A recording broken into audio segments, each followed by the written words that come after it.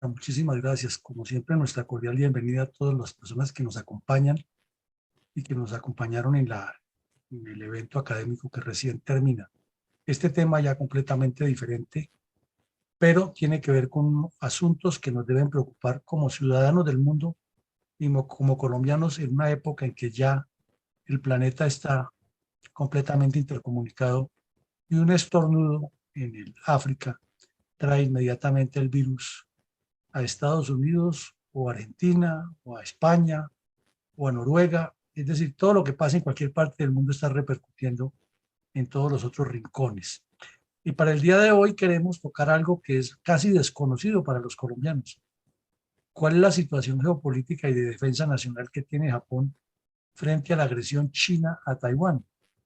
Y es que Japón, después de haber padecido los efectos depredadores de la Segunda Guerra Mundial, pasó como un referente dentro del mundo y más en este sector del continente, como si se tratara de un país que muy bueno en tecnología y muy bueno en producción, muy disciplinados, pero se nos olvidan los antecedentes que lo llevaron allá y los pueblos no olvidan. Entonces, por eso les pedimos que mucha atención en lo que vamos a decir y compartir para que en la pregunta que tratamos de orientar el conversatorio, para no distendernos, porque esto es un tema supremamente amplio y si hacemos un conversatorio abierto en el que cada quien opine lo considere, pues va a ser muy difícil hacer una conciliación de un solo concepto sobre la geopolítica actual del Japón.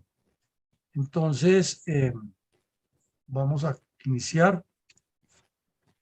Resulta que 6 y 9 de agosto de 1945 explotan dos bombas atómicas, una en Hiroshima y otra en Nagasaki, dos ciudades muy importantes industriales del Japón.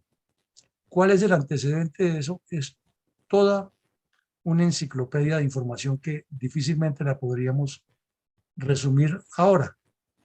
Pero tratemos de intercalar esa información con los hechos más recientes relacionados con la explosión de esas dos bombas atómicas.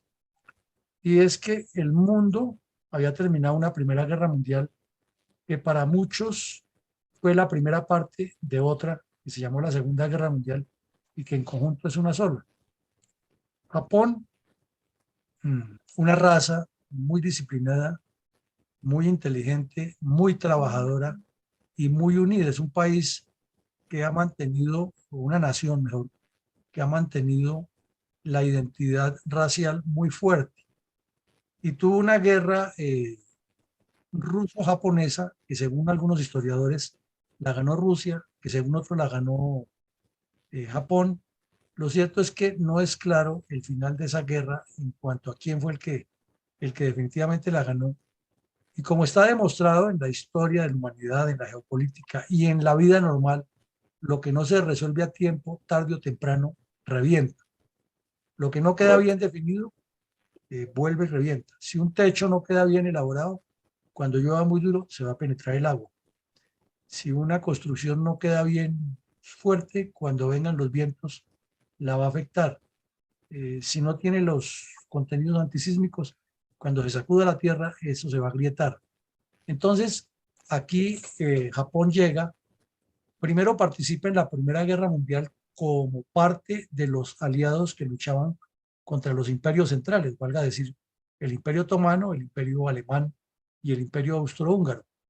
Pero como la vida cambia y cada país va teniendo sus propios intereses, entonces pasan 20 años y en esos 20 años Japón decide invadir a China y decide acrecentar todo su poderío militar, económico, social sobre lo que se llama el Oriente del Pacífico o Suroriente del Pacífico y comienza a invadir territorios, comenzando por las Filipinas. Entonces, no es nuevo porque muchas personas piensan que lo que está ocurriendo con Ucrania, con Rusia por la invasión de Ucrania es la primera vez que se hace. No, no, ya se había hecho varias veces y a lo largo de la historia de la humanidad se ha recurrido a lo mismo. Sun Tzu decía, quítele los graneros al adversario y lo dejará aguantando hambre. Posteriormente decía, quítele los recursos económicos y lo va a poner en dificultades para librar una guerra. Y así la historia de la humanidad es muy larga, destruyendo puentes y en la medida que se fue avanzando, se fue haciendo eso. Las guerras napoleónicas se pretendía evitar que el adversario se armara y Napoleón perdió la guerra en Rusia fue por eso, que le bloquearon los recursos. Es un elemento fundamental de la guerra, privar al adversario los recursos necesarios. Entonces Estados Unidos, que estaba moviendo el poder, le cierra el grifo del petróleo a Japón. Entonces la reacción de Japón es venir y atacar Pearl Harbor. Entonces ya entra Estados Unidos en la guerra contra Japón. Y como Japón, que había sido enemigo de Alemania en la Primera Guerra Mundial, asume un nuevo tercio, entonces entra a ser parte de lo que se llamó el eje Berlín, Tokio, Roma, o sea, Mussolini, Hitler y el emperador Hirohito. ¿Qué ocurría en ese momento? Que en España estaban en la guerra civil, que habían ganado los franquistas, entonces se decía que Franco estaba del lado de Hitler, pero Estados Unidos tuvo mucha cercanía con él y eso es harina de otro costal, otro tema bastante profundo.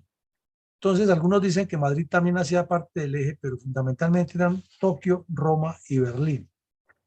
Ocurre aquí que Japón invade todas las islas de las Filipinas y llega casi hasta Australia, que es donde el general MacArthur hace ese retroceso y luego regresa hacia las Filipinas derrotando a Japón. Y cuando ya se presumía la invasión terrestre a Japón para doblegarlo, el presidente Harry Truman autoriza verter las dos bombas atómicas sobre Hiroshima y Nagasaki. Y con ese vertimiento de esas bombas atómicas, inmediatamente Japón, que no quería rendirse, que tenía los pilotos suicidas más famosos, los kamikazes, opta por la rendición y por primera vez el pueblo japonés queda enterado de que la constitución Meiji que sostenía al emperador en su puesto no era sosteniendo a un ser divino que era un dios, sino a un ser humano común y corriente. Pero MacArthur muy inteligentemente no lo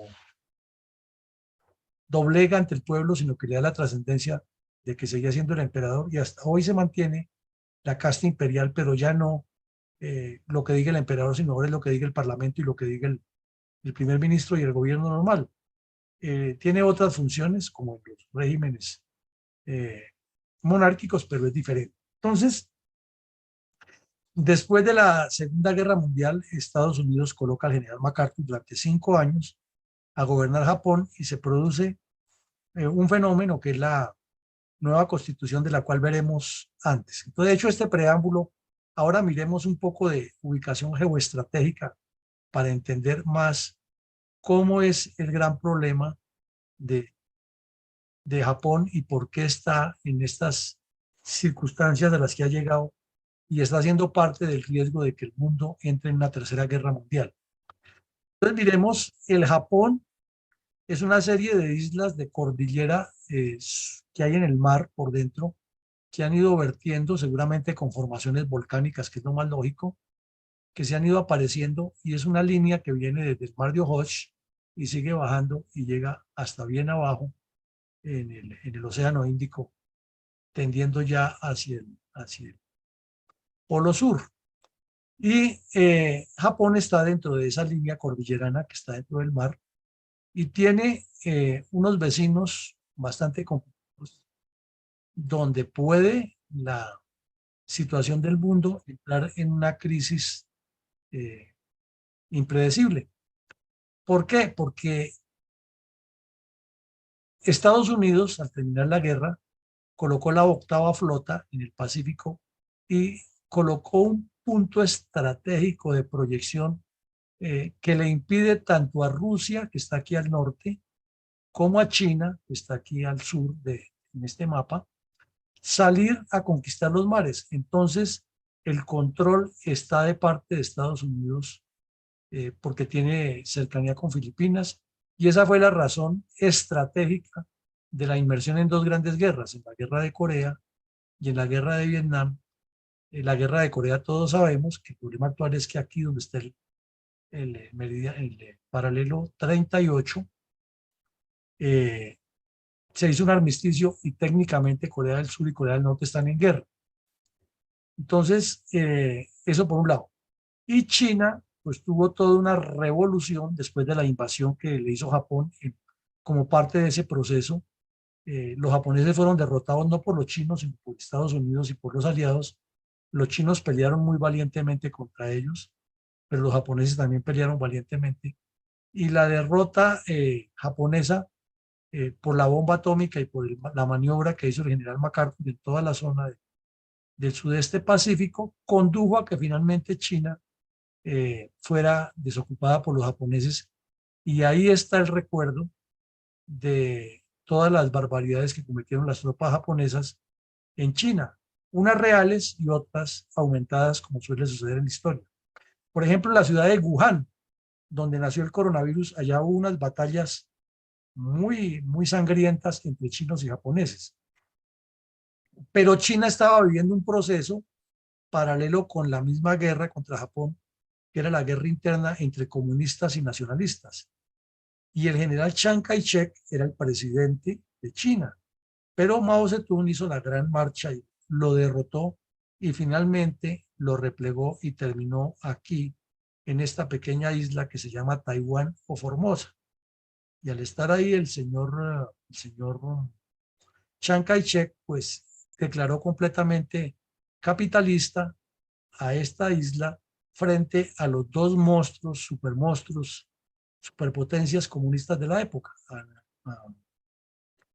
a Rusia y a China. Y esa fue otra de las razones por las cuales China y Rusia en maridaje promovieron que los norcoreanos o los coreanos del norte, que tenían ya una tendencia marxista por todo ese fenómeno que hubo allá, que es otra historia larguísima para contar, lo resumámosla ahí, invadieran a Corea del Sur. Y el general MacArthur, que estaba aquí ocupando o dirigiendo la ocupación en el Japón, tuvo que reaccionar con las tropas disponibles. Luego la ONU convocó tropas y Colombia hizo parte de las tropas que llegaron allá. Se firmó el armisticio en el 53. Armisticio significa que no es tratado de paz, que técnicamente se está en guerra, pero se establece una zona desmilitarizada en la cual ninguno de los dos se atreven a pasarla técnicamente para evitar que la guerra se reavive en los combates, pero no han naturalmente nombrado embajadores ni ninguno de los dos estados reconoce al otro, porque en esencia los dos dicen lo mismo, es que la península de Corea es una sola y hay es que unirla y realmente son una sola, como pasaba en Alemania. O sea, los coreanos del norte como seres humanos en su ADN no son diferentes a los del sur. Lo que ocurre es igual a lo que sucedió en Alemania en la época de la que la partieron por el muro, más o menos parecido, que con la ideología comunista a uno los tienen pensando de una manera y con la ideología capitalista de Corea del Sur los tienen pensando de otra manera. Y eso no es nada sencillo porque los odios se han incrementado tanto y finalmente las familias quedaron separadas. Ha habido muchos casos de coreanos del norte que huyen y se alojan en Corea del Sur, no de la misma dimensión que hubo en Alemania, pero lo ha ocurrido y todo eso ha venido a generar una doble moral, tanto de la Unión Soviética en su momento, pero particularmente de China, y es armar a Corea del Norte para que esté desafiando a Corea del Sur y desafiando a Japón, porque al fin son los dos aliados de Estados Unidos. Esto es larguísimo, hasta Japón termina aceptando, pues perdió la guerra, tenía que aceptar lo que le impusieron, una presencia grande de Estados Unidos allá, y esa presencia de Estados Unidos ha incidido en que cada vez China busque más la forma, por medio de su alfil, que es Corea del Norte, de afectar los intereses geopolíticos, geoestratégicos del mar del Japón. Ahora, mirando el mapa de Japón, vemos que es un país bastante quebrado, con muy pocos recursos naturales, pero con mucho talento humano, y eso fue lo que generó para que se produjera en la Segunda Guerra Mundial la participación de Japón, que llamaban la esfera de la coprosperidad. Y Japón veía que todas estas islas que tienen ellos, más las que componen toda esa línea cordillerana que hay en el interior del mar que sale a flote y permite la existencia de estas islas e islotes, cayos, etcétera, se convirtiera en el epicentro de la economía del mundo, porque Japón lo veía como el punto intermedio que está entre el nuevo continente y entre el continente asiático como tal. Sumado a eso, que Zipango, como le dicen los chinos a Japón, o como se dice Japón en chino, tiene una deuda histórica de muchas guerras contra Japón, pero particularmente la última, que no se ha saldado. Porque, ¿qué ocurrió? Pues que Japón fue derrotado en la Segunda Guerra Mundial y le cobraron el oro y el moro, pero China no hizo parte de esa repartición, y menos porque China quedó en poder comunista de Mao Zedong desde el 49 hasta el 72, que el señor Richard Nixon, por medio de su canciller Henry Kissinger, les abrió la posibilidad de que tuvieran acceso a Occidente y le quitó el reconocimiento como parte de ese acuerdo a Taiwán como Estado y reconoció una sola China. Entonces China desde ese momento ha venido diciendo, como es una sola China, o que es la única China mejor, entonces que Taiwán hace parte de ellos, y Estados Unidos dice, no, eso no está en el acuerdo, Taiwán es un país independiente para nosotros, pero tampoco lo recibe con embajada. No sé si ustedes entiendan de las figuras rarísimas que se arman en la diplomacia y la geopolítica. No, son un país independiente para nosotros, pero no les recibimos embajada para que los chinos de aquí del continente no se pongan bravos. Entonces, eso lo llaman la diplomacia de la doble moral, tiene un montón de nombres. Y además, ¿qué ocurre? Que China no puede salir por el mar de Japón, porque es la zona de Japón. No puede salir por Taiwán, porque tiene apoyo de Estados Unidos. Y no puede salir por Filipinas, porque ese es el mar de Filipinas y no los puede doblegar. No se puede apropiar de ese mar, que es lo que ellos quieren.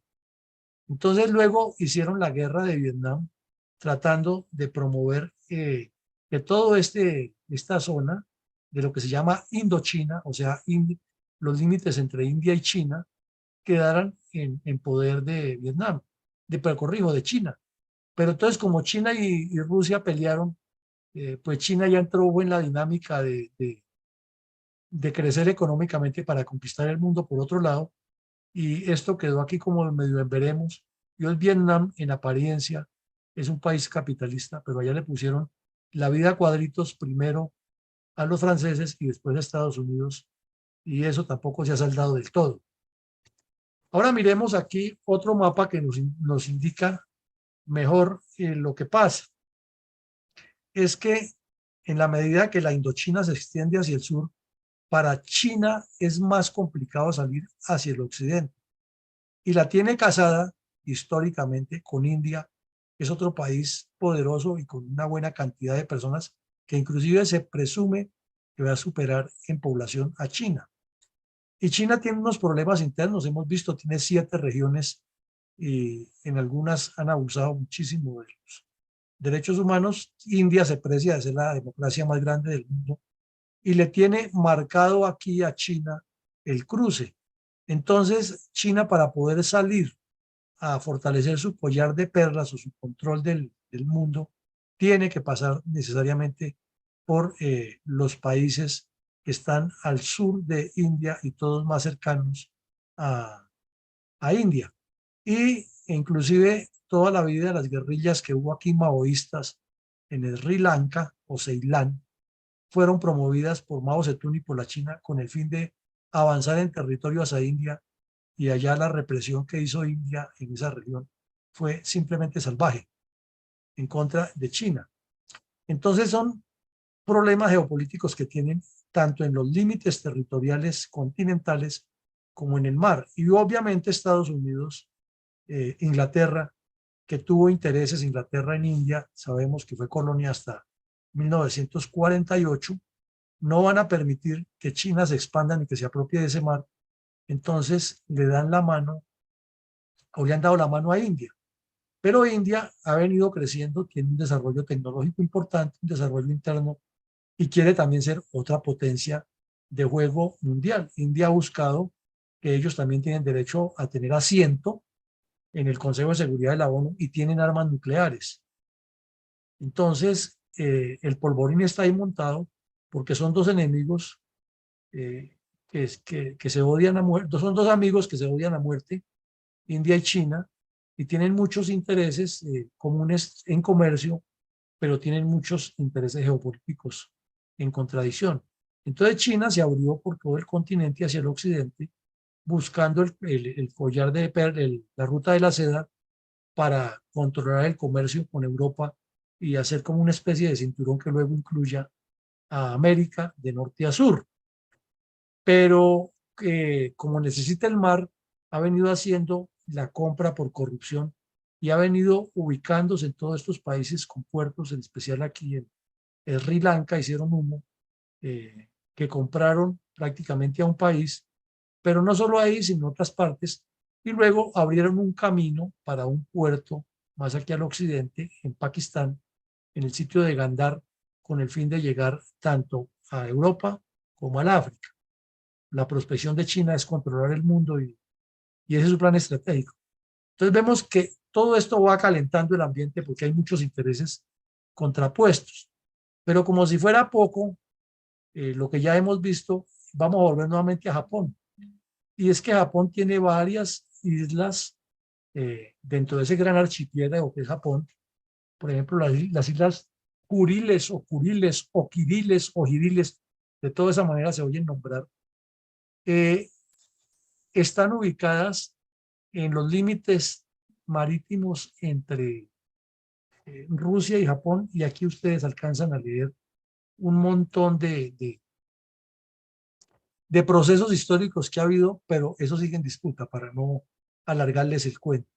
Entonces ya hay un problema geopolítico importante porque es de Japón con Rusia.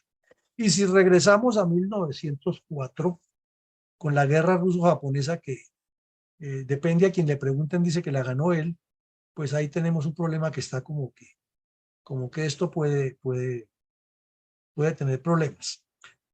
También tiene un problema con Corea del Norte, con Corea del Sur, corrijo, que es su aliado estratégico porque es aliado de Estados Unidos, pero no es que sean amigos que se amen con el alma. Y tiene otro problema con las islas Senkaku y Diaoyu, con Taiwán y con China, o sea, con China nacionalista y China comunista. Y aquí el problema es que todos los tres creen que tienen derecho.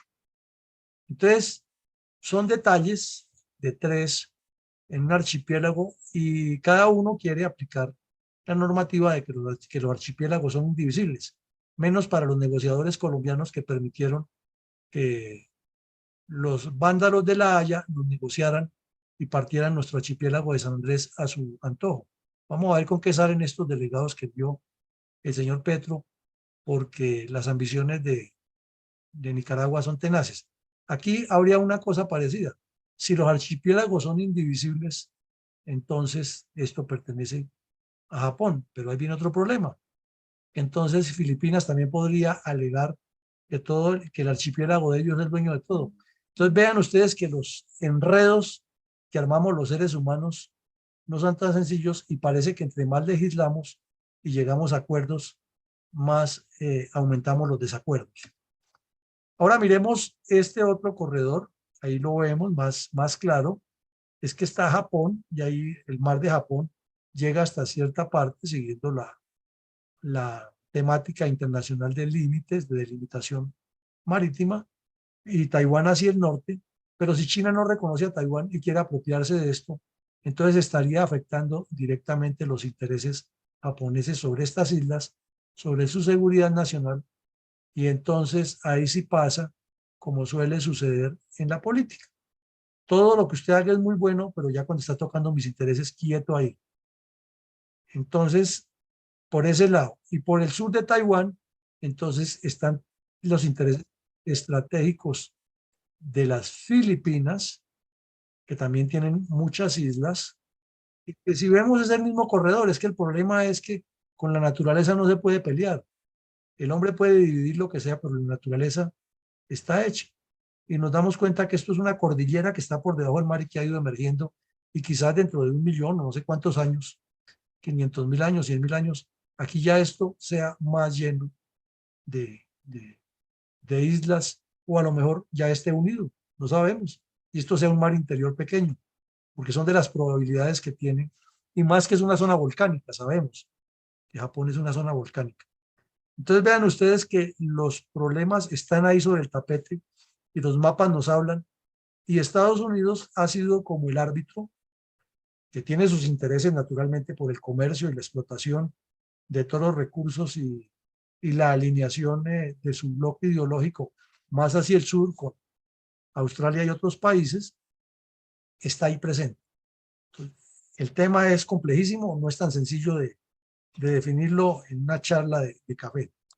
Ahora miremos otro aspecto, es que desde hace rato se está promoviendo desde Estados Unidos, con algunos gobiernos sí y otros no, con Japón, que está interesado en asumir el control, y estos países que vemos aquí, Vietnam, Malasia, Brunei, Singapur, Australia, Nueva Zelanda, Chile, Perú, México, Estados Unidos, un acuerdo que es el Acuerdo Estratégico de Comercio del Pacífico. ¿Cuál es la razón? Es que aquí sobre este semicírculo o este círculo mejor que se ve, está más o menos el 60 a 65% de la economía del mundo. Es curioso, el desarrollo occidental y la fortaleza occidental está pues naturalmente en Europa. El señor Mackinder dijo que el que controlara este centro de aquí controlaría el poder del planeta. El almirante Mahan dijo que quien controlara los mares, y tuvo mucho énfasis en esto, era el que iba a ser el poderoso del planeta, y habló de tener el control con puertos, con una fuerza naval muy importante, con una capacidad comercial importante y con una capacidad de buques comerciales impresionantes. En 5 puntos el almirante Mahan trazó esto. Por eso era necesario unir el Océano Atlántico con el Pacífico, y aquí nuestros antepasados peleando al estilo de ahora entre Petro y Uribe, entre Santos y Vargas Lleras, y por estar agarrados entre ellos nos llevaron a una guerra civil. Y vino Estados Unidos y dijo, sepárense de los colombianos, que esos animales allá no van a poner de acuerdo nunca, porque así nos veían como animales, como bandidos, y mejor Panamá vuelve a ser una república independiente y yo los apoyo. Y perdimos el punto geoestratégico más importante del planeta. Y lo que dijo Simón Bolívar en 1824, cuando convocó, 25, cuando convocó el Congreso Anfictiónico para el 26 en Panamá, este es el epicentro del mundo. Aquí en esto estoy resaltando con el puntero, ahí se une el mundo, porque él decía, la diplomacia y el comercio tienen que pasar por aquí, y hoy los hechos le están dando la razón al Libertador. Pero miren ustedes que el único país que no está en esa intención de ese proyecto es Colombia, y menos después de que el señor Trump dijo que, no, que él no le interesaba ese proyecto. Entonces Colombia también hizo a un lado esa idea, porque aquí estaban pensando en el Premio Nobel de Paz y en la reunión con las FARC en Cuba, y no en la proyección geoestratégica del país, ni en construir este canal que es tan necesario para el mundo, para la humanidad. Si el 65% de la economía mundial gravita alrededor de esto y quiere salir mirándolo por este lado a Europa o por este lado también a Europa, ¿cuál es la solución para que esa economía se desarrolle? Pues abrir un canal que sea el que resuelva todos los problemas de comunicación. Pero aquí seguimos pensando en que si el próximo presidente es Peñalosa, o que si es Fico, o que si es el señor de Medellín, o que si es la señora Claudia López, y ellos pensando en chiquitico y antes pensando en destruir los departamentos que ya existen. Es una cuestión aterradora lo que tenemos. Pero los mapas hablan. Es que los mapas tienen esa característica que no hay que ser un letrado para entenderlos. Y Japón, naturalmente, que tiene más costas enfrentadas, como se llama en términos navales y de geopolítica y de derecho internacional, con América, pues es el primer interesado en que esto se desarrolle, porque sus buques no tendrían que dar la vuelta para llegar a Nueva York, darle semejante vuelta al mundo o pagar semejantes aranceles tan caros en el Canal de Panamá, sino simplemente venir y desembarcar en todos estos países y ser el epicentro del comercio. Eso piensa Japón. Si lo miramos de este lado, pues también se pensaría en lo mismo, ¿no? ¿Cómo hacer que Japón, toda esta zona, que hay un consumo impresionante, eh, valga la redundancia, consuma? Y aquí hay un subcontinente que tiene todo un potencial de desarrollo turístico, científico, económico, de desarrollo marítimo, todo lo que le queramos mirar, y tiene costas enfrentadas directas con nosotros. Pero aquí, como ven, pensando en otras cosas, pensando en que de pronto vendrá el Espíritu Santo a hacernos el favor, no hemos tenido esa visión del Pacífico, donde está el futuro del mundo y donde está el problema que puede desembarcarse, y en esa repartición podemos salir nosotros mal repartidos. Aquí vemos el acta de rendición japonesa firmada por quienes participaron. Este que está aquí de pie es el famoso general Douglas MacArthur, y el que está firmando aquí es un almirante de la Real Armada Británica, que también estampa su sello, su firma, perdón, en la firmación, el acuerdo final de la rendición japonesa ante la ocupación aliada. Este hecho es el punto de partida para que se produzca lo que vamos a ver y de donde surge el problema, que es la famosa Constitución del Japón, que en el Japón pues son tienen mucha elegancia, mucha calidad para hacer las cosas, y esta es la forma, una de las formas como representan su Constitución, con las dos banderas del sol naciente, la Constitución, que es el libro sagrado para ellos, porque es una cultura que lo que se considera que esté estatuido es intocable. Resulta que el artículo 9º de esa Constitución dice lo siguiente: que aspirando sinceramente a una paz internacional basada en la justicia y el orden, el pueblo japonés renuncia por siempre a la guerra como un derecho soberano de la nación y como una amenaza del uso de la fuerza para resolver las disputas internacionales. Y luego sigue diciendo hay un procedimiento de cómo lo harían. Resulta que este artículo fue basado en que después de que se cayó Japón, que ya lo derrotaron y que aceptaron la rendición, el general Douglas MacArthur recibió la instrucción del Departamento de Estado y del gobierno directamente de Estados Unidos, del señor Harry Truman, de que tenía que reconstruir el Japón sobre unas bases de visión occidental y sobre todo quitarles esa mentalidad guerrera que traían de que el dios Shinto, el shintoísmo, daba al emperador, y que el emperador era como decir una personificación del dios Shinto en persona, y que era lo que él dijera era sagrado. Inclusive decía el general MacArthur que todos los soldados de todos los ejércitos del mundo somos incumplidos con los medicamentos. Nos dan un medicamento y dicen tiene que tomarse 14 tabletas.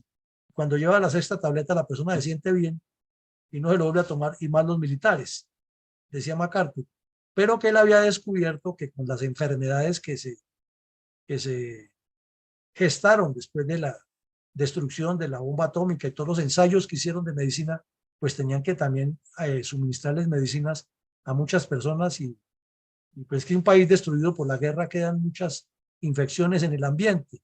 Entonces que los japoneses no se tomaban los medicamentos completos porque les pasaba lo mismo.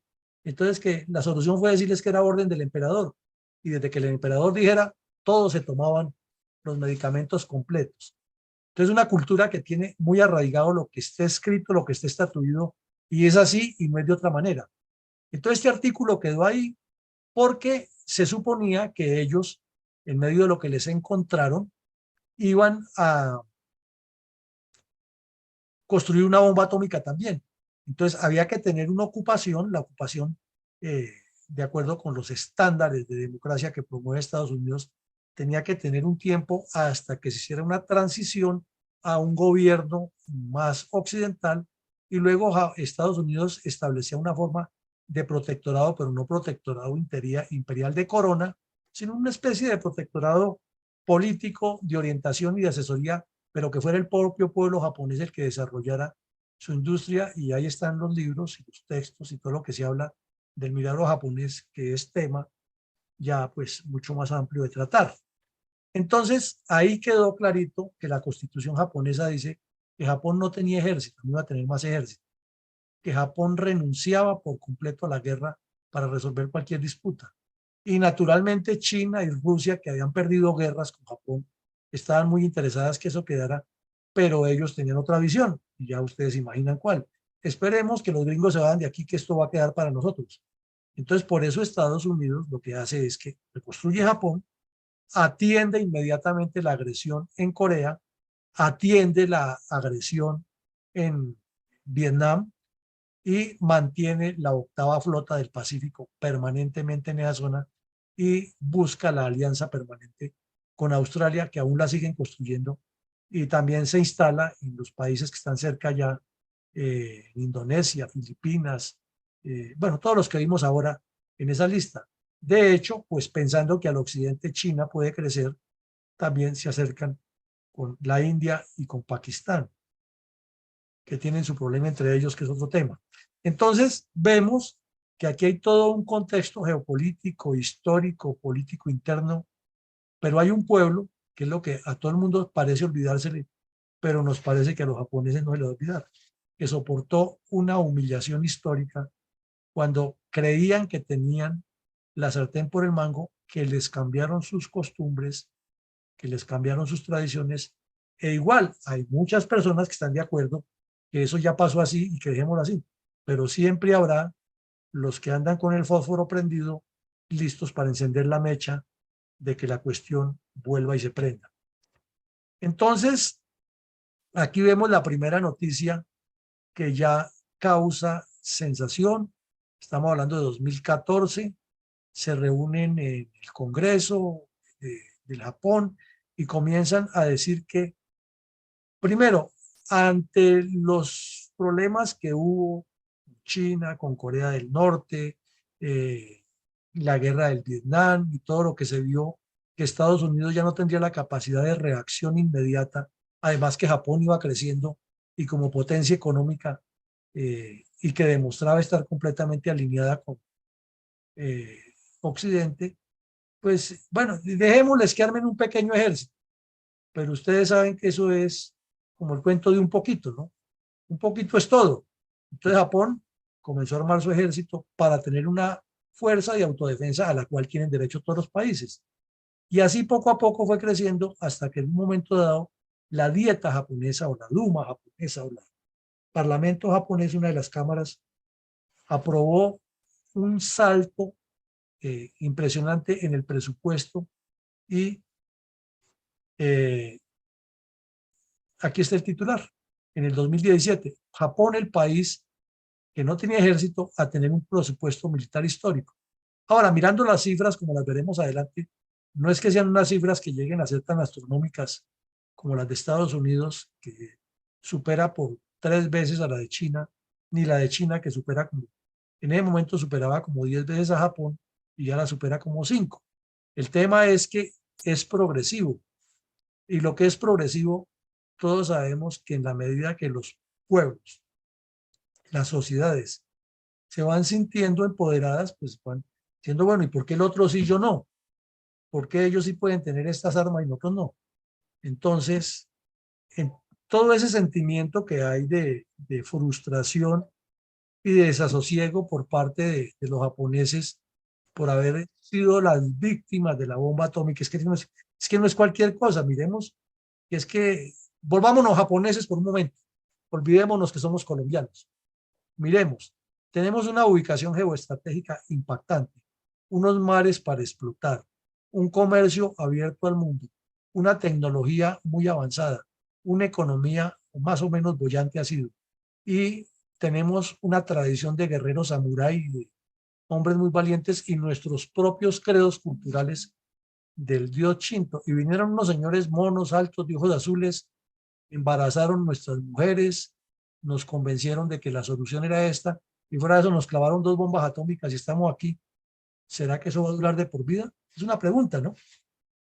Aunque lo que vamos a ver, pues, dice que sí, no. Comencemos por estas fotos. Aquí vemos mujeres japonesas protestando no a la guerra. Ahí está, no a la guerra. Otra más, ciudadanos japoneses, no a la guerra. Otra más, no a la guerra. Y otra más, no a la guerra. Entonces esto nos diría que todas esas protestas que se suscitan en 2017 están indicando que la gente japonesa definitivamente quiere no a la guerra. Pero mirémonos, ahora pasémonos para el otro lado de la orilla, para la otra visión. Entonces, si el pueblo dice que no a la guerra y hay una mayoría y salen gentes a la calle y se manifiestan y que esto no más guerra, podría ser un sentimiento popular o podría ser que los partidos que nunca habían existido en el Japón, pues ya tienen su peso específico en la política y hay criterios divididos como suele ocurrir en la humanidad. Pero entonces, si las mayorías que están representando a la mayoría del Japón en la dieta aprueban lo contrario, entonces significaría que no todos los japoneses están en contra de tener un ejército y de poder participar en el extranjero. Y de un paso al otro hay una pequeña línea, ¿no? Porque no es sino recordar que nosotros fuimos víctimas de, y en cualquier momento se puede desatar la tormenta. Es una posibilidad que estamos planteando aquí. Ahora aquí ya vemos otra noticia. Después de esas protestas y más protestas que hubo, entonces se volvió como un tira y afloje. Ya los japoneses de frente, el gobierno fue diciendo, vamos a adquirir ya misiles, vamos a adquirir aviones, vamos a adquirir... Y ya ponernos a entrar en todos esos detalles de que si el avión es un caza, no sé qué, pues esos ya son términos técnicos. Hablemos del contexto, del conjunto. Ya un país que tiene misiles de esta calidad, algunos ya con long range, como dicen los gringos, de larga distancia, significa que el problema está latente. Pero paralelamente con eso, comienza el señor de Norcorea, el hombre cohete, como lo llamó Donald Trump, eh, a enviar cohetes cada vez más cerca del territorio japonés. Y eso, pues, es en términos de táctica militar, se llama una provocación en fuerza. Es mirar la capacidad de reacción del adversario. Pero si Japón y Corea del Norte no están en guerra, ¿cuál es la razón para que este señor le tire cohetes allá? Ahora, si Japón está aliado con Estados Unidos y es como dicen en el Valle del Cauca en Colombia, la ñaña de Japón, de Estados Unidos, mejor Japón es la ñaña de Estados Unidos, ¿cuál es la razón para que Corea del Norte, que es enemigo a muerte de Estados Unidos por lo de la guerra de Corea, le lance esos cohetes? Pues blanco es, gallina lo pone, frito se come y sabe a huevo, que es Pekín, es el régimen de Xi Jinping y sus antecesores los que le están dando coba a Corea del Norte, desafíe, haga que nosotros estamos aquí detrás para protegerlo. Y en cierta forma Rusia, aunque después de la caída del muro de Berlín, esa relación no es tan cercana. Pero bueno, ahí está el tema, está sobre el tapete y soltamos otra idea. Supongamos que Japón, todo el mundo está de acuerdo con que se arme y consiga ya misiles intercontinentales y balísticos de larga distancia. ¿Cuál sería el obstáculo para que Japón no tenga también armas nucleares y con esa capacidad tecnológica que tiene esta gente allá? Ustedes dirían presupuesto, que las leyes, que tal, todo eso es posible. Pero ustedes saben también que una sociedad disciplinada como la japonesa, que son pocas, después de que se propone algo, ¿quién los para? Y después de que ya tengan la capacidad y tengan la autonomía y la independencia, ¿quién los va a detener? Y sobre todo que en tecnología son muy hábiles. Entonces, estamos hablando de cosas complejísimas. Y si China los está amenazando por medio de Corea del Norte, mirándolo en lógica, ¿cuál sería la razón para impedirles que se armen? Si es que ellos son mis aliados de Estados Unidos, diría Estados Unidos. Y Estados Unidos diría, sí son mis aliados, pero, pero, y el día que les dé por dar la vuelta, entonces la cosa no es fácil. Aquí miramos cómo ha venido creciendo el presupuesto militar japonés en billones de yenes.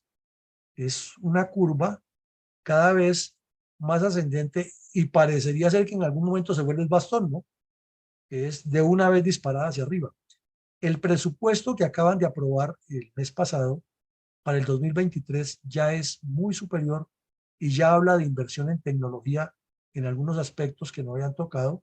Hace poquito escribimos un artículo sobre eso, pues no lo voy a traer aquí porque eso es cifras y datos, ¿sí? Sino simplemente el diagrama nos muestra cómo viene ese crecimiento. Y eso significa que Japón está pensando en que si es la tercera economía del mundo, después de China y Estados Unidos. Entonces, miremoslo como en una competencia de un campeonato interno de fútbol. Bueno, y si yo soy de los tres primeros, ¿y por qué no? O sea, yo estoy ya garantizado como medalla de bronce, ¿y por qué no puedo ser yo medalla de oro? Ah, que es que sí, los tratados pueden decir lo que sea, pero yo también puedo ser o no. Entonces, es de pensarlo, es de mirarlo, y China, naturalmente, que aproveche esa visión, porque China piensa igual, y más todavía, no, pero es que ¿por qué van a dejar crecer a Japón si se me va a convertir en mi obstáculo? Entonces quiere generar el problema para que Japón no crezca. Pero al ritmo que van las cosas y la preocupación que hay, y con la disciplina de esa gente, esto es lo que se sabe en público. ¿Qué más se estará tejiendo en forma secreta? No sabemos. Aquí hay otro mapa que nos muestra la forma como se ha venido oscilando los gastos militares en Japón entre el 97 y el 18, más o menos 20 años, y ahí se ve el mapa, pero siempre con una tendencia alta, solo en un periodo bajó un poquito, pero no es que haya bajado de una manera exagerada la inversión o el gasto en defensa, y en la línea roja nos muestra cómo ha oscilado el porcentaje del Producto Interno Bruto del país. Lo cierto es que viene creciendo desde hace rato por una necesidad de autodefensa, y no estamos hablando de pistolas y revólveres y escopetas, sino de armas de gran calidad con una de las razas más inteligentes y mejor conocedoras de de la tecnología en el mundo. Estos otros cuadros pues son para mirarlos muy en detalle y mirar cómo ha sido la inversión de presupuesto militar en el mundo, ¿no? Durante los últimos 23 años, 33 años, corrijo, 33 años, desde el 98 hasta el 2021, Norteamérica, fundamentalmente Estados Unidos, ha tenido un incremento del 39% en gastos militares. En Asia-Pacífico, sumados Japón, China, India, los más resaltantes, el 28%, lo cual significa que sí hay una carrera armamentista. Dicen los que saben que después de que se pasa del 20% del crecimiento en el gasto militar, ya se puede pensar que se está haciendo carrera armamentista. Y si en promedio durante todo este tiempo ha habido 28%, es porque las cosas van andando. Y aquí ya hay cifras, ¿no? Cifras. Por ejemplo, el presupuesto de Estados Unidos fue de 800 billones de dólares, 800.000 millones de dólares. El de China fue de casi 300, India 76, Reino Unido 68, y ahí va bajando, y Japón apenas 55 en el 2021. Este año lo incrementó y va a subir como a 70, más o menos. Sigue siendo, o más o menos, la duodécima parte de lo que tiene Estados Unidos, o la quinta, sexta parte de lo que tenga China para el 2023, pero, pero ya son incrementos sustanciales que lo puede ir subiendo en el ranking hasta que queda de segundo, tercero, cuarto, y ya estamos hablando de potencias. Hay otros países aquí relacionados ya en porcentaje del PIB, y se ve, por ejemplo, países que casi nadie oye nombrar, como Oman y Mascate, que 7.34%, quiere decir que también se está armando allá en el Golfo Pérsico. Kuwait con el 7 por 6.69, Arabia Saudita con el 6.59. Claro, la proporción del Producto Interno Bruto de cada uno de estos países es superior, por ejemplo, la de Arabia Saudita a la de Oman, ¿no? Claro, o sea, las compras que hace Arabia Saudita son muchísimo más grandes, pero en proporción del Producto Interno Bruto, Oman está invirtiendo más promedio en defensa. Y no está Japón aquí, pero Japón está en un orden alto. Aquí miramos otro documento interesantísimo que se publicó en 2019 por parte del periódico El País de España, que es de lo más serio. Y después de todas estas vueltas de lo que hace, dice, mire, Estados Unidos tiene 54.000 soldados listos o militares listos para la guerra en Japón, entre marinos, pilotos y soldados de tierra. Y en Corea del Sur tiene 23. Quiere decir que Estados Unidos tiene 77.000 tropas en esa región listas como decía Pedro el Escamoso, para las que sea. Y China tiene listos, con todos sus fierros, a 228.000, según las cifras de 2019. Corea del Sur tenía 39.000 listos. Japón ya tenía 45.000. Naturalmente, en ese momento, las armas de Japón no están equiparadas con las que tiene Corea del Sur, pero ya tiene un ejército significativo, de acuerdo con su población. Y en total, Estados Unidos tiene disponibles en el año 2019 609.000 tropas en capacidad de movilizar. Sigue siendo el más poderoso. Pero hay el problema geográfico, el problema de que estos países ya tienen misiles de largo alcance, misiles intercontinentales, tanto balísticos como nucleares, y que todos ya tienen, en especial China y Rusia, la inteligencia satelital y la capacidad de atacar el territorio estadounidense o el territorio japonés o el territorio surcoreano. Entonces, digamos que por ahora aquí hay una alianza que podría ser de conveniencia con Japón, pero que si la siguen desarrollando, puede comenzar también a mostrar los dientes y decir, ah, bueno, ustedes tienen allá los misiles para tirarlo aquí, pero es que yo también estoy frente a sus costas y les puedo devolver la misma medicina. Y luego explica el artículo que el gran problema, la preocupación que tiene Estados Unidos es la proyección de China, sobre todo por el tema de Taiwán y lo que ellos llaman el mar de China Oriental, que para Japón es el mar de Japón. Y entonces está, por ejemplo, la isla de Okinawa al sur de Japón, quiere decir que todo esto es territorio japonés. Y China pensando en que de pronto le pueda hacer lo mismo a Japón que le hizo más abajo a las Filipinas, de ir a construir islas artificiales y apropiarse, pues la situación está candente y decir qué va a pasar es sumamente impredecible. Aquí hay otro mapa que nos muestra en el 2020, no 21, las cifras que son un poco más bajas, ¿no? Por ejemplo, Estados Unidos hablábamos que en el 21 tenía 800 billones de dólares, en el 20 tenía 778, pues más o menos. Lo mismo China, tenía 278, aquí tenía 252. Quiere decir que han venido creciendo de una manera paralela. Pero al mirar en la región, el país que más incremento ha tenido, y con esta última aprobación que tuvo para el 23, es Japón, que está lejos todavía de eso, sí. Ahora miremos otros datos, ¿no? ¿Cuáles son las potencias no más poderosas? Ahí está mal redactado porque potente es poderoso. Si no diéramos cuáles son las organizaciones militares más poderosas del mundo. Entonces la de Estados Unidos, ahí hay un poco de cifras importantes, tiene una aviación superior a todos estos, a Rusia, China e India. Inclusive, sumados los tres, no alcanzan a tener la cantidad de la flota aérea del gran imperio, como lo llaman ellos, pues la gran nación americana. En tanques, Estados Unidos tiene menos, Rusia es el que más tiene, o tenía, porque en la guerra de Ucrania no le ha ido muy bien y ha perdido bastantes, y eso además pues necesita tropas muy bien entrenadas y un suministro logístico que le está quedando como que demostrado que por ahí no es la cosa.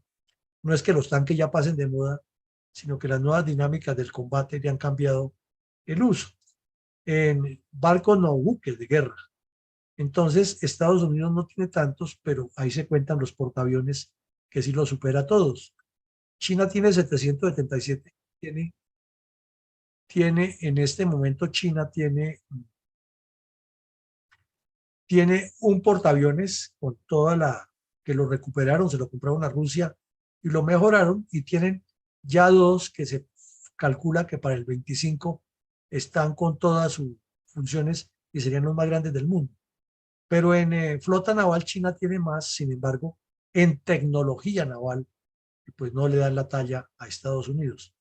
Y en cuanto a armas nucleares, Estados Unidos tiene 5.550 por lo menos registradas en los dos últimos tratados, y Rusia tiene más, que se supone que con los tramposos que son eh, los señores del Kremlin, pues aquí dirán que son de 6.200 las que tiene, pero pueden tener muchas más, y es el gran riesgo y los temores que hay en este momento. China tiene registradas, que tampoco se sabe si es cierto o no, 350, hace más o menos un año para esta época, un satélite comercial tomó unas fotos de una construcción de una nueva instalación nuclear en China, en una zona que no se tenía información.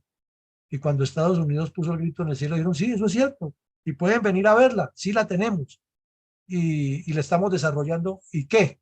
Como el cuento del de Sábados Felices, somos colombianos, ¿y qué? Entonces, no se sabe tampoco si estas cifras son exactas. India tiene 156, podría ser que tenga más, pero tiene menos poder. Y ahí están nuevamente los gastos militares del año 2020. Entonces, al llegar a este nivel, para no alargarles más, viendo la realidad de lo que hay y recordando que la coesfera y la prosperidad fue una idea geopolítica de Japón para controlar esa región.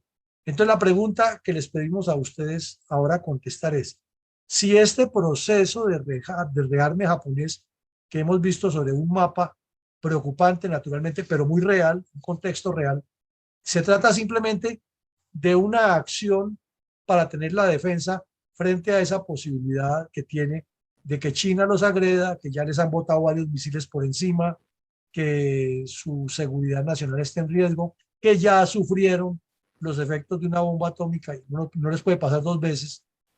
Entonces simplemente es defenderse de eso o, o tiene eh, algo mucho más adelante que no se ha podido determinar, porque son un pueblo disciplinado y que mira hacia el futuro. Entonces es la pregunta que les pedimos que resuelvan, no discurso, no conferencia, no que le faltó decir que los buques son de tal categoría, que los aviones son de tal, que las minas en el mar, porque no estamos en un análisis militar específico, sino en un análisis estratégico de lo que ya ocurre. Mi coronel Arcón, entonces, si es tan amable y nos ayuda con los asistentes. ¿Cómo no, mi coronel? Buenas noches. Eh, en el rearme japonés, una estrategia de recuperación, de coesfera de la prosperidad o simple autodefensa por amenaza de China. Esta es la pregunta para el día de hoy. Damos la palabra entonces a quien pueda o quiera levantar la mano y de lo contrario, pues empezaremos por nuestra primera dama, la ingeniera Rosita. Adelante, por favor, ingeniero Rosita, y se alista mi coronel Vanegas.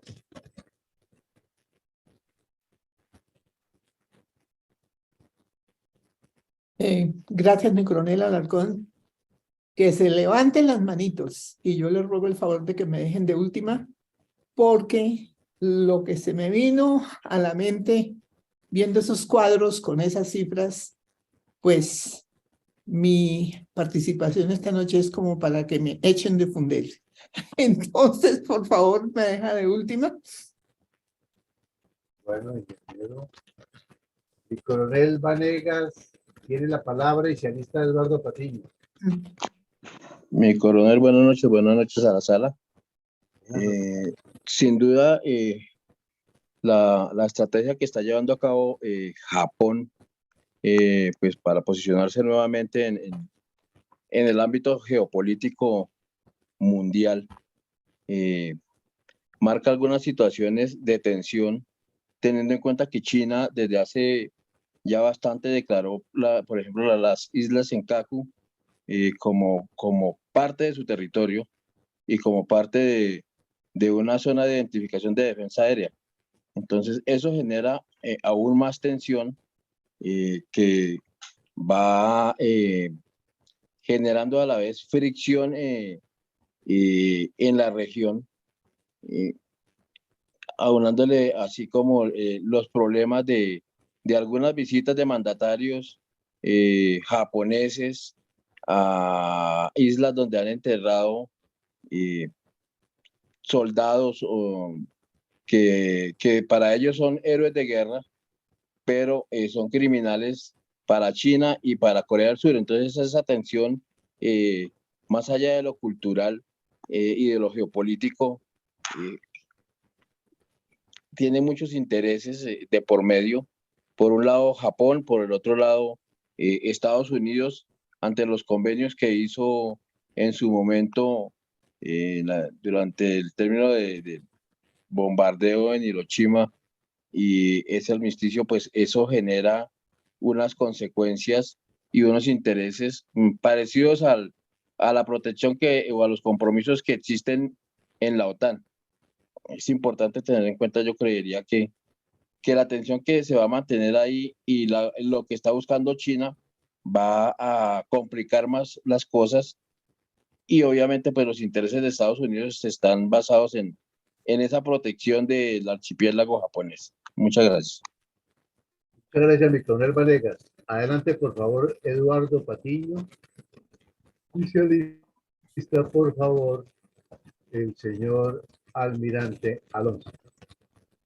Buenas noches a todos los miembros en la sala. En primer lugar, pues felicitar al coronel Villamarín por esta brillante intervención de esta noche. Y pues en cuanto a la pregunta, yo pienso que es una autodefensa por amenaza de China. Y yo iría más allá, no solamente una autodefensa, sino una autoofensiva, digámoslo así. Es decir, Japón quiere restablecer el antiguo imperio que no solamente económico, que ya lo es, sino militar, que tenía en tiempos de la aparición de la dinastía Meiji en el siglo XIX y en el periodo de entreguerras. Yo lo que veo es que Japón quiere buscar un rearme y quiere desprenderse del artículo 9 de su constitución porque comprendió que el tratado de no proliferación nuclear que se implantó en la década de los 90 fue un desgaste, fue una pérdida de tiempo. El tratado de no proliferación nuclear es un fracaso rotundo. Tal vez Estados Unidos no lo quiera aceptar, pero es un fracaso por los ensayos nucleares y las pruebas balísticas intercontinentales que ha hecho Corea del Norte. Acordémonos que Japón desde la década de los 70 sufrió secuestros clandestinos de ciudadanos japoneses por parte de la inteligencia de Corea del Norte.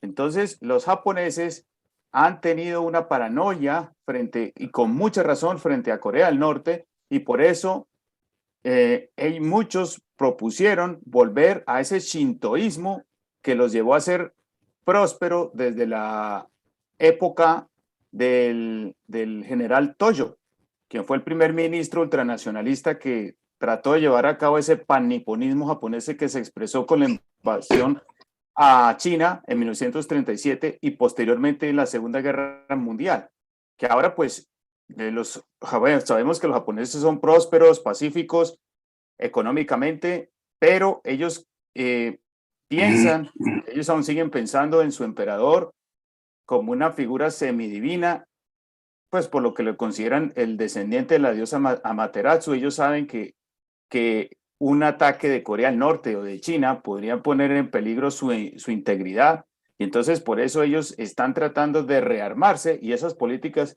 de rearme vienen desde Shinzo Abe. Entonces poco a poco se están armando para irse no solamente a una autodefensa, también por los litigios que tienen con las Islas Kuriles, si no estoy mal, contra China, y también pues para poder ir más allá y hacerle un contrapeso a China. Ahora, no creo que sea una política de desafío a Estados Unidos. Richard Nixon había dicho, una vez culminada la Guerra Fría, de que Japón no debería armarse y que pues había que promover la democracia en China. Pero Gracias. pienso que los japoneses, ya para terminar, unos 30 segundos acá, los japoneses pues se mantienen muy escépticos frente a las políticas de China y por eso pienso que ellos piensan volver en ese imperialismo, pero con unas modificaciones y garantías donde no se vuelva a ese shintoísmo exacerbado que se dio en la década de los 30 y en la Segunda Guerra Mundial, sino apoyar a Estados Unidos en esa nueva órbita que parece una nueva Guerra Fría. Muchas gracias. Muchas gracias, Eduardo. Tiene la palabra el señor almirante Alonso Y se alista, por favor, mi mayor Venera. Gracias, señor Coronel Alarcón. Muy buenas noches para todos. Cordial y respetuoso saludo. Básicamente, para poder analizar esto, la respuesta sobre recuperación de Coesfera a la prosperidad o esfera a la prosperidad realmente es muy poco probable. Yo a eso no le doy ni siquiera un porcentaje de 2 dígitos. Si pusiera en la mesa, llegaría a un 5 o un 8% por aquello del nacionalismo interno, pero realmente no es eso de los años 40 del siglo pasado. Sobre lo de la autodefensa por amenaza de China, lo que pasa es que hay que tener en cuenta, y por eso tenemos que recordar el libro blanco que sacaron ahora el 22 de julio de este año los japoneses. Ellos vienen trabajando en este libro hace ya 4 trimestres, que es como trabajan el libro blanco de revisión por décadas, y esa revisión empezó en el 2018 y se consolidó en el 2020, 2021 y 2022. ¿Qué dice ese libro blanco de defensa?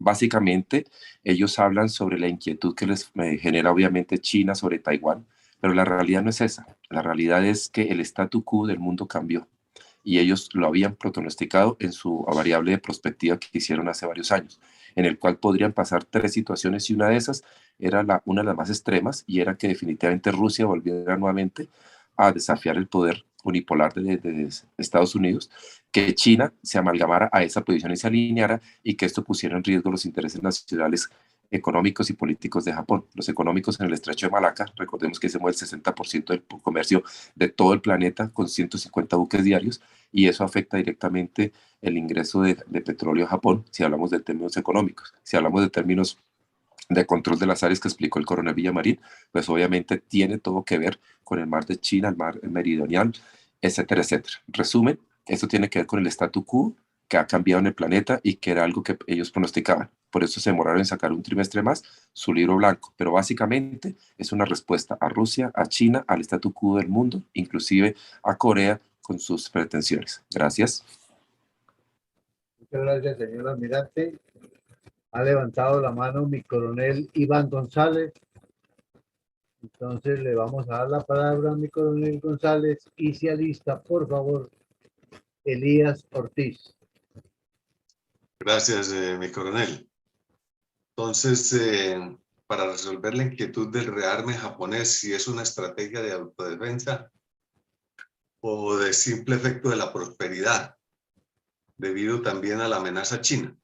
Entonces, pues tengamos en cuenta que toda riqueza crea codicia y celos y por ello se convierte en motivos de amenazas. Esto obliga a esa nación o a ese país que progresa, que crece, que se desarrolla, a crear fuerzas de defensa. Y como la mejor defensiva es la ofensiva, se hace indispensable entonces organizar fuerzas armadas bien dotadas. En conclusión, las causas de esa estrategia son esas 2 razones, prosperidad y defensa. Son inevitables, es lo que quiero decir, que lo uno está unido a lo otro, o lo uno es consecuencia de lo otro. De tal manera que, Japón tiene mucho que cuidar y por lo tanto necesita con qué defenderse. Muchas gracias, mi coronel. Muchas gracias, mi coronel. Elías Ortiz tiene la palabra y se alista Elí Ospina. Coronel, buenas noches para todos. No, mi coronel, mi opinión es la siguiente. Yo pienso que hay pueblos que se resisten a permanecer sometidos, aún en las peores circunstancias. Estos 2 casos se dieron muy parecidos, Alemania y Japón. Siendo potencias indiscutibles, fueron sometidos ambos a oprobiosos formas de sometimiento por tratados, por rendiciones y demás, pero su espíritu nacionalista y su orgullo como potencias mundiales que fueron, ha permanecido latente. Y simplemente han esperado el momento oportuno para renacer y reubicarse en el contexto mundial que les corresponde. Yo pienso que esto obedece es simplemente a esa evolución. Se sometieron a esos tratados sumamente oprobiosos y están renaciendo nuevamente y están obteniendo su reubicación que les corresponde. Muchas gracias, mi coronel. Muchas gracias. Tiene la palabra Eli. Perdón. Bueno, muchas gracias, mi coronel. Agradecerle, como dice mi coronel y el señor almirante, al señor coronel Luis Alberto Villamarín. Qué cátedra, qué información, qué eficiente. Muchas gracias por ese conocimiento que no tenía y que me parece importante. Y la respuesta mía es, yo considero o pienso, de acuerdo a la argumentación, que Japón se está preparando simplemente para autodefenderse en caso de que China ataque. O sea, autodefensa por la amenaza de China. No va a buscar pleito, se va a defender. Muchas gracias. Muchas gracias, Eli. Tiene la palabra José Ricardo Martínez. Inicialista, por favor, mi coronel Pachón. Muchas gracias, buenas noches.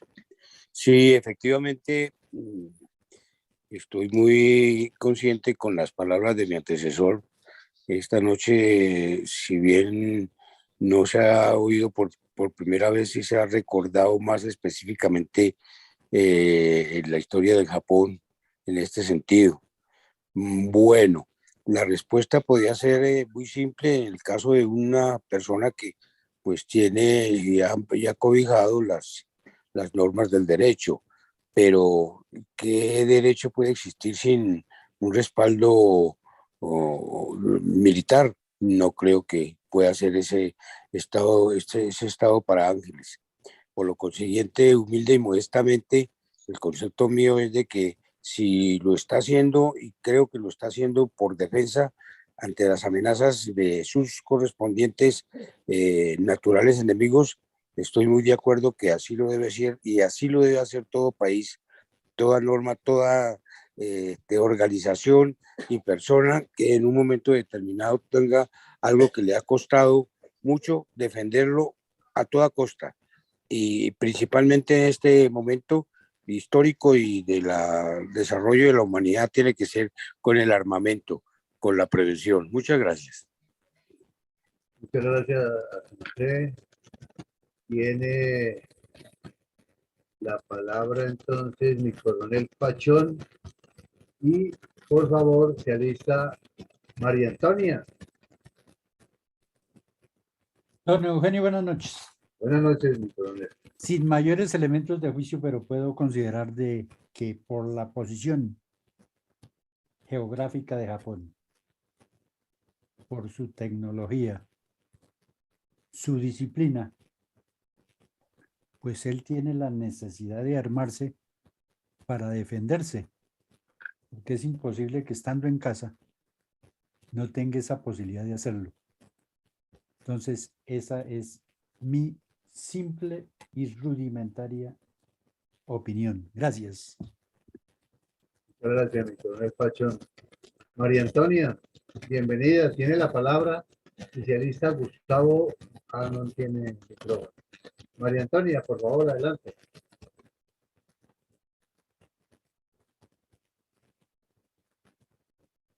Bueno, repasemos hacia arriba. ¿Quién nos queda faltando? Ingeniero Rosita, ha llegado su momento. Adelante, por favor.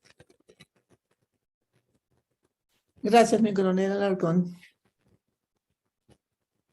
Yo entiendo la complejidad de este tipo de análisis que hemos tenido hoy y prácticamente todas las respuestas desde el punto de vista militar son perfectamente válidas. Son análisis que lo hacen ustedes como profesionales de las ciencias militares. Yo miro las cifras de los últimos cuadros presentados por mi coronel Villamarín y me parecen simplemente aterradoras en términos de billones de dólares ya en este momento. Conociendo lo que sucedió después de la Segunda Guerra Mundial, donde prácticamente se incrementó la industria militar para la fabricación de todo tipo de armamentos y aparatos que son necesarios en las operaciones militares. Y cuando pasó la Segunda Guerra Mundial, esas fábricas no tuvieron más remedio que transformarse después en fábricas de agroquímicos, y ahí tuvimos un gran problema con el montón de venenos que crearon para la agricultura y los problemas ambientales que se han generado. Entonces, yo me pregunto, ¿no será la industria de producción de armamentos y toda la que está promoviendo este tipo de futurología, de que fulano tiene que hacer esto porque si no de pronto sutano va a llegar y le cae por detrás y no sé qué más?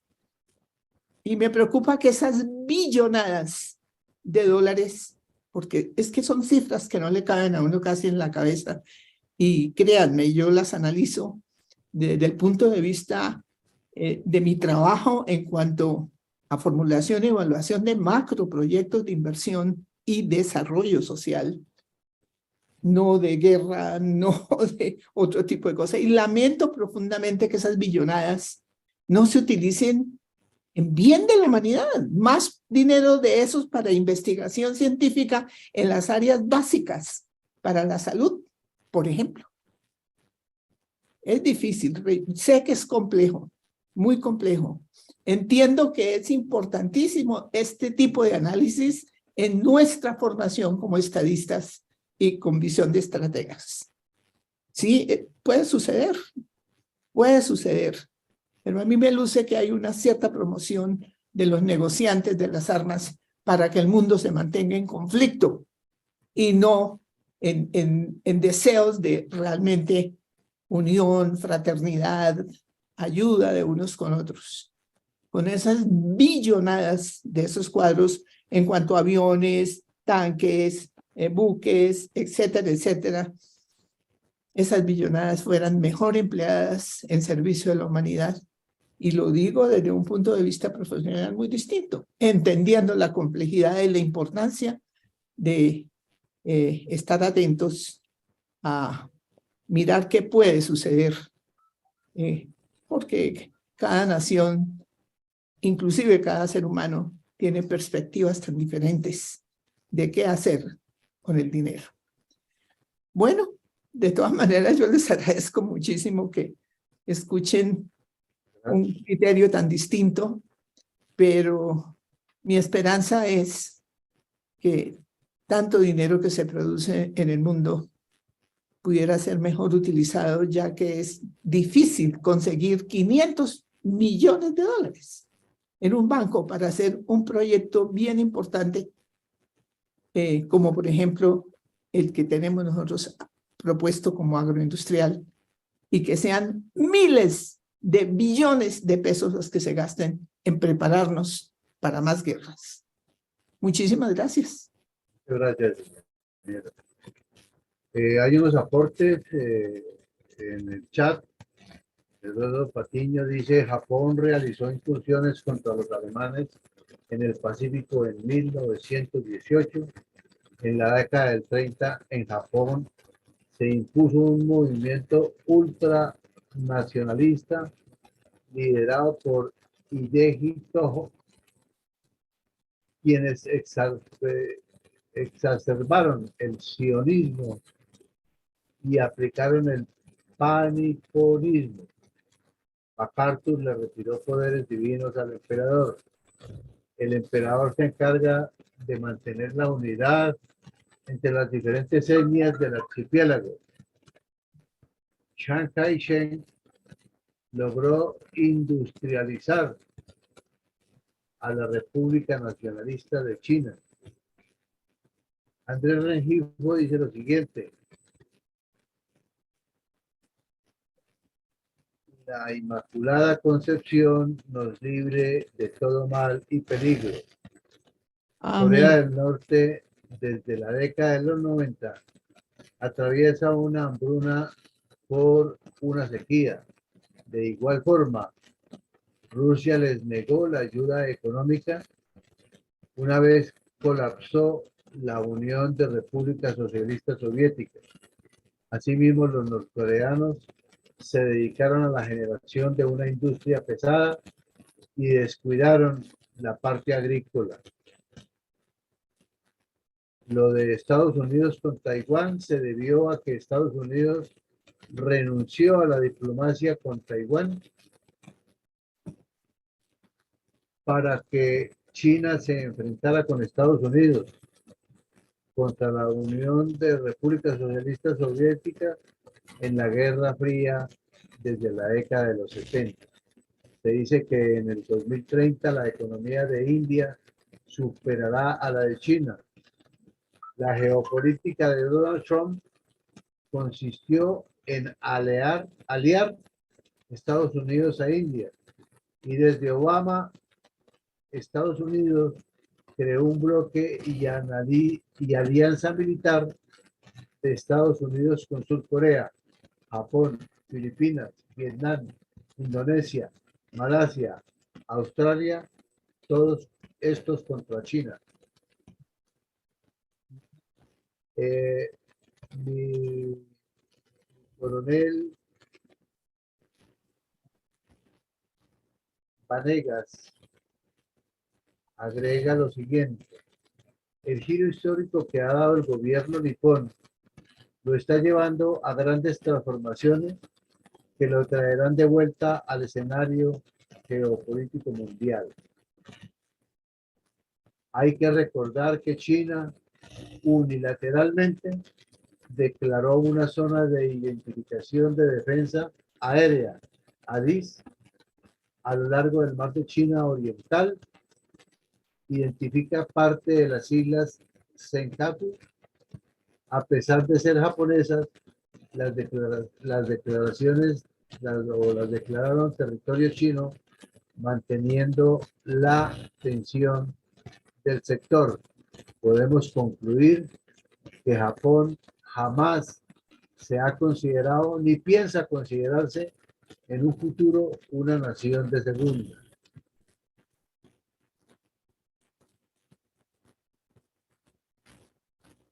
Bueno, esto es toda la lectura que ha habido de las... No tenemos aquí más intervenciones. José Ricardo Martínez dice: el armamentismo es patrimonio de los estados. Mi coronel Villamarín, hemos escuchado la respuesta a toda esta pregunta que tuvimos en el día de hoy. Le vamos a ceder la palabra con el fin de que podamos escuchar sus conclusiones y finalmente la bendición para el día de hoy. Adelante, por favor, mi coronel Villamarín. Bueno, mi coronel, muchas gracias. Y pues, de luego, muchas gracias a todos los asistentes por habernos acompañado en la tarde-noche de hoy con las dos conferencias. Muy interesante el enriquecimiento que nos dio mi coronel Padilla con el tema de la Virgen María y esa vocación que tenemos los colombianos como cristianos y como católicos, especialmente por nuestra Madre María. En segunda medida, pues vimos un ejercicio académico que consistió en hacer un bosquejo muy general de la evolución de la situación de seguridad en Japón y de los riesgos que hay sobre el tapete y que se comienzan a esbozar, porque así como dijo Napoleón Bonaparte que la China era un gigante dormido y que el día que se despertara iba a sacudir el mundo, pues Japón en su reconstrucción industrial y su posicionamiento como la tercera economía más poderosa del mundo y que hace parte de las grandes decisiones que se toman en todos los aspectos, es un jugador de primer orden y sobre todo con esas costas enfrentadas que tiene con América y todo el mar abierto a su disposición, teniendo a su retaguardia a un país muy poderoso que es China, que desea salir a controlar los mares en todos los aspectos. La topografía, la geología y la geoestrategia que le dieron, la naturaleza que le dio la naturaleza a Japón, la ponen en unas condiciones interesantes para lo que viene del mundo, para el análisis y para entender la política. Porque si se quiere hacer política en este sector del mundo, hay que estar a tono con lo que ocurre al otro lado del planeta.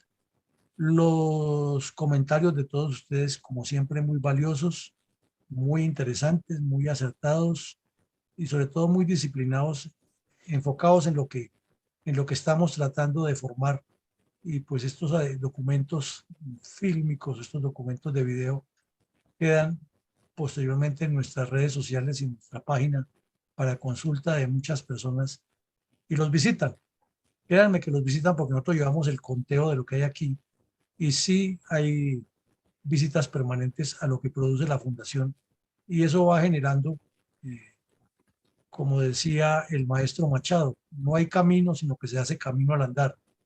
Pero es la necesidad que tenemos de despertar entre los ciudadanos un pensamiento más profundo en torno a lo que ocurre y lo que nos corresponde como seres humanos y como miembros de una sociedad muy grande que